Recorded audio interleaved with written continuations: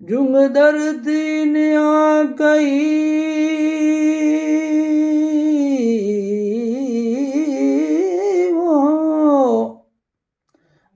Jung धरती ने आ गई माझी मरद मतेर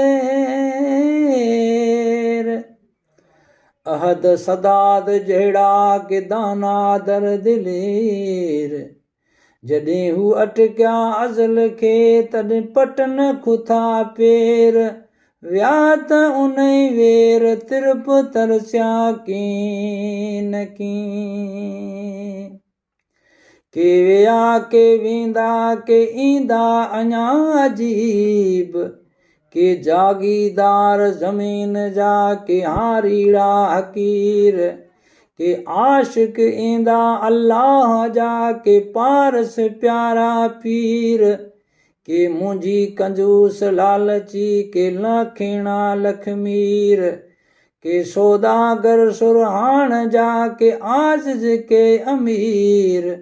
के हाकम हुकूमत हलाईंदा के वेचारा वज़ीर मौला मुहम्मद ख़ान चए सोखी उकार जसीर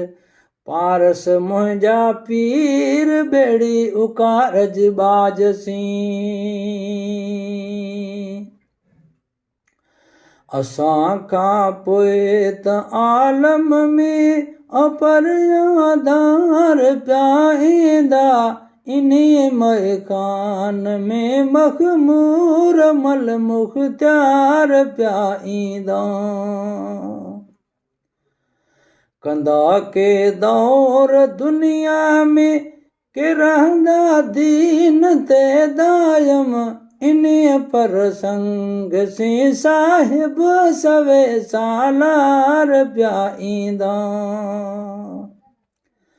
असां कुन में कलर कारे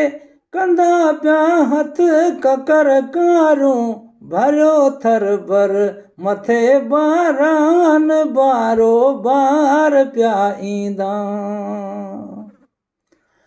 वलियूं वहरी पटन पौंदियूं वलर चरंदा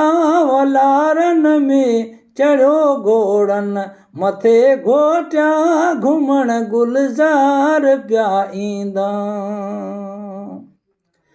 अची हिन हंद हिस्मत सां हलाईंदा हुकम हाकम मियां मैदान में मोड़ियो मुहड़ मांदार पिया ईंदा असीं भूं हेठि हूंदासूं मथां हलंदा हज़ारे पिया वेही पुछंदा नका बिल्कुल तो बरमा बार पिया ईंदा करे के ॾींहं कचारियूं उत बॾींदा रूह खे राहत कंदा कूकूं क़बर ॾे पोइ किस्म कलतार पिया ईंदा मरी मसंद छॾींदा हिकु जमी जा मोट थींदा पिया कई तख़्तनि मथे हूंदा कई तकरार पिया ईंदा हमेशा हिकु ख़ुदारे को हयाती कोन हूंदो हिते कंदा वैरा न में वो वॾा वींझार पिया ईंदा तंहिं पोइ मौत मिड़ने के कंदो मारे मिटी भेड़ो छॾियो खटखा में खाकात ख़ीमेदार पिया ईंदा कंदा वीचार वेचारा घणा वर वारीअ में क़बर मां पोइ क़ियामत ॾांहुं कलंगीदार पिया ईंदा। कंहिं सूरत सफ़ाकारी के हूंदा साफ़ मुंहुं सालम के ॾुख सां के त ॾिख सां के तरफ़ दातार पिया ईंदा। असर वठ हिन नसीहत मां अथई आख़िर फ़ना आलम तरफ़ हक़ पा के हिकु हिकु थियो हम हेकार पिया ईंदा।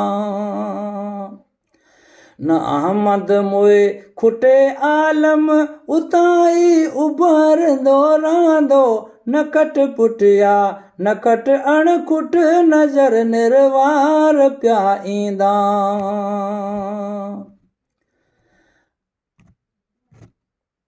असां खां पोइ त आलम में अपरियादार पिया ईंदा। इने मए खां न में मख़मूर मल मुख़्तियार पिया ईंदा।